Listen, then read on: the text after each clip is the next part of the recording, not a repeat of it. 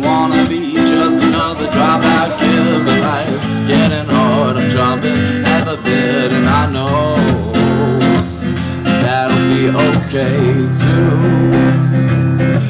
And to all those people living with me, well, I guess for them that very much they need about things in a pocket full of air. And I guess somehow I'll take myself somewhere. Well, I've been down there in the world of sin, and I've been downstairs with Satan's skin, and I know someday we'll all die.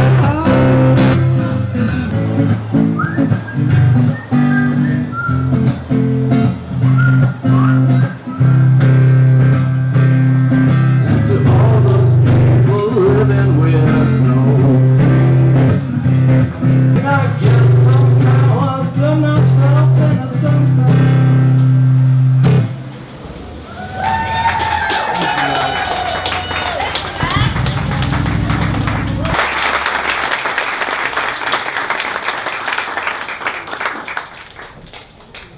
I'd like to introduce James Gilmore, if he can come a little closer, if he's within earshot. I think I've seen him. Yes, Jason Gilmore. All right. Jason could tell you his accolades much better than myself, but he is a fantastic leader in Roanoke, and we look to him for leadership in all parts of Southwest Virginia. Jason Gilmore. Thank you, Jim. I am Jason Gilmore. I'm president of Roanoke Pride. Jim asked me to be with you all today, and I do appreciate the invitation. We've been hard at work in Roanoke, particularly the last 2 weeks with the Orlando tragedy.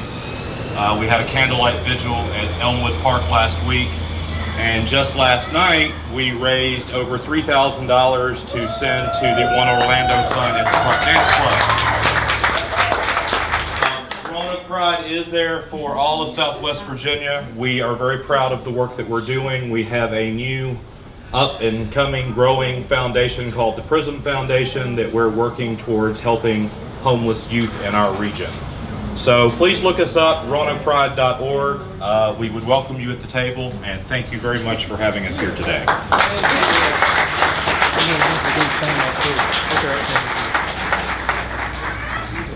Jim has also asked me to do the honor of introducing a fine man here that's with us today. He has been a true ally to our community, and it is my great honor and pleasure to introduce from the Virginia House of Delegates, the Honorable Sam Rasool.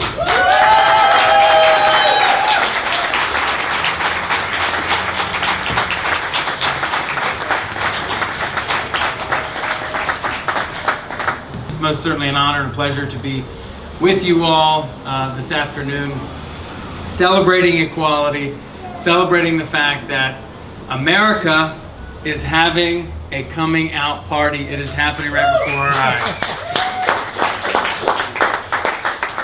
Let me tell you, to empathize just a little bit, a guy last name Rasool in Southwest Virginia aren't a whole lot of us. So, if you've ever felt,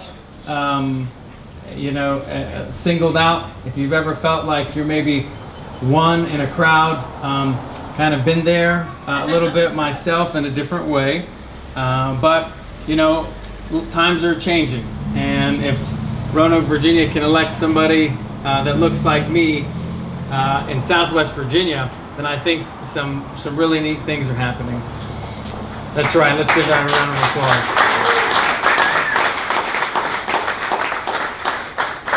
So I'm this optimist, and I look at the 49 beautiful souls that were taken from us down in Orlando, and I have to focus on what the silver lining is, what the silver lining might be.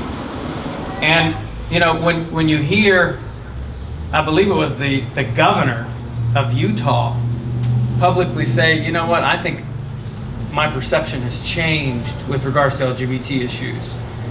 I think never again when I say we're having a coming out party, it's not just coming. It's a tipping point that America has reached, and I really believe that this tipping point means that never again will people have to live in the shadows.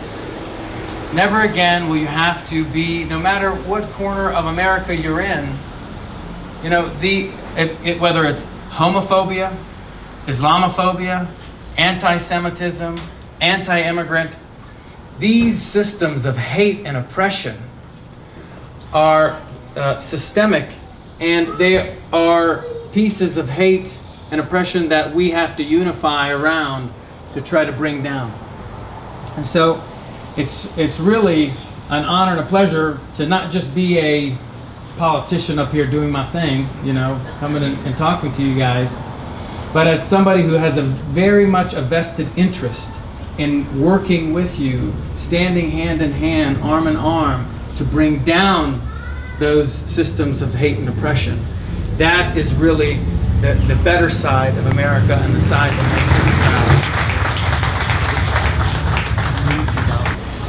proud. James has been a wonderful leader personally to me. His initiative in Equality Virginia has been a shining light to every dark corner. And we have rallied behind the very clear signal organization that he's and his wonderful crew concerning legislation and concerning equality rights in all parts of Virginia. And we're really blessed to have him with us in Southwest Virginia and in Floyd County today. James Parrish. Thank you, Jim. Amazing man here, I'm sure you'll all know, and it's just wonderful to see this crowd. This is my first Floyd Pride, and I could just say, when I've been telling my friends this is where I would be today, people were a little perplexed on what kind of pride would be going on in Floyd, and I have taken tons and tons of pictures to share on Equality Virginia's Facebook page so that all of our community can know the amount of vibrant interaction and enthusiasm there is in a place where sometimes people wonder how LGBT people can even exist. But as Jim mentioned earlier, there's two pieces here. Having events like this and bringing your community out and being visible, walking down that street, it is an amazing way to change hearts and minds and culture in your hometown. But the second piece you have to remember to do is have conversations with your elected officials like the delegate here, because if you don't make those connections, laws don't change. And at the end of the day, we want to create a more inclusive culture, but we also want to have a legal safety net with policies and laws from the state house down to your local communities here. So thank you so much for having me. I'll be later somewhere tonight, and actually I was given EV bumper stickers and EV tattoos. If anybody wants one, just see me at the end of this event. Thank you very much. Thank you, Jeff.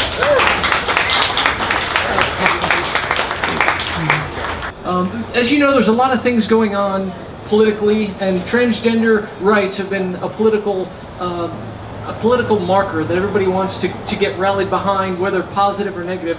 And there's some folks ignoring how much damage comes to our community. And in response to that, Loretta Lynch said something, and I'd like to read it because it really rang true and rang deep. And I don't know a transgender person that didn't shed a tear when this was said. Let me also speak directly to the transgender community itself. Some of you have lived freely for decades. Others of you are still wondering how you can possibly live the lives that you were born to lead. But no matter how isolated or scared you may feel today, the Department of Justice and the entire Obama administration wants you to know that we see you. We stand with you. And we will do everything we can to protect you. Going forward, please know that history is on your side. This country was founded on the promise of equal rights for all. And we have always managed to move closer to that promise, little by little, one day at a time. It may not be easy, but we'll get there together.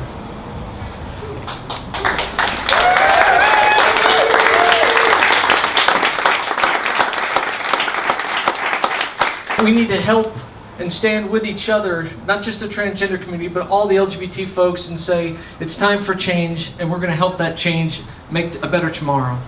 Thank you. My name is Justin Ayers, and I'm the president and the editor-in-chief of Unite Virginia magazine. We are the state's only and official LGBT publication. We've been around about a year now. Our mission couldn't get any more simpler than this: equality through storytelling. It's your voice, it's your Virginia. We want to hear your stories. I'm here to share past 6 issues we've put out the past 12 months. And you're welcome later this evening to pick up our current Pride issue. But if you have a story you'd like to share, anything at all, please take my card, let me know. Again, it's your voice, it's your Virginia, and I applaud everything that everyone here in the southwest part of Virginia is doing to promote equality, because Virginia is one commonwealth. And I'll tell you, some of the best stories come out of Southwest Virginia. And when I take this magazine up to DC and people read about it, they think I'm crazy for coming down to Southwest Virginia. And I say, you need to go and see it for yourself. It's a different Southwest Virginia than what you think. And if we're going to be open and inclusive, we have to open our minds to the rest of our community within the Commonwealth. So thank you for all that you're doing here, and thank you for having me here. Appreciate it.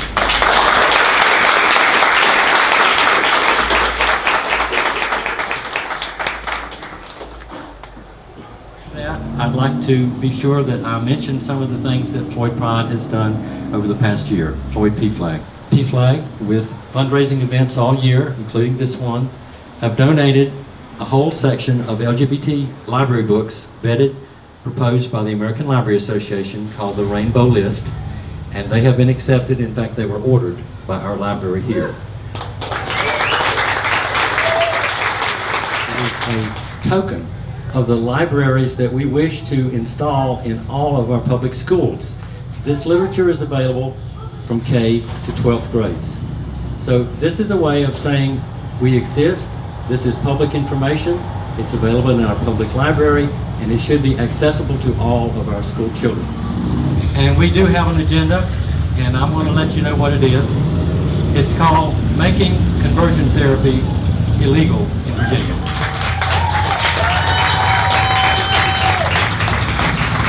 This is an uphill battle. We can't have it for wishing or asking. We have to have our boots on the ground. We have to be visible. We have to write our legislators. It doesn't happen simply by wishing. I've spent thousands of miles going with Equality Virginia, for example, and Day of Action, to be present in the General Assembly. That makes a difference. Not necessarily because it was me, but because there were 100 of us there. So opportunity lies ahead. It's not just that we are grateful for Floyd Pride, but that we have a road and a roadmap to follow. And I hope this is a point in that roadmap for many more of you to participate in a very predictable process. Teachers need to be taught. Legislators need to be taught. We have information. We need to step forth and offer it in a kind and welcoming and neighborly way. Each one of us has an audience that is receptive to your voice. I remember not being kind to myself, and it almost killed me.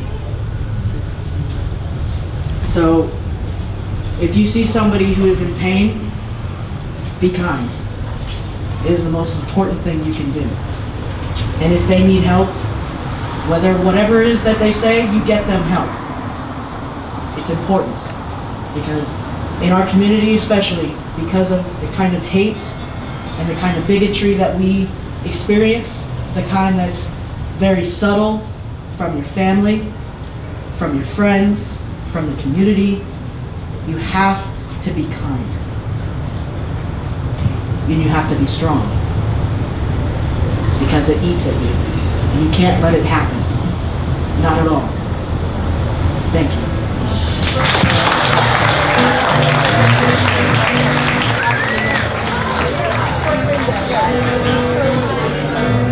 You paint a picture of my life. Feel the colors in between the lines. You write a fiction about the man you think I am. There's superstition just like portraits in the sand. And these days it all just seems the same. just fade away. And in this world I guess nothing ever really changed. One of these days I'm just gonna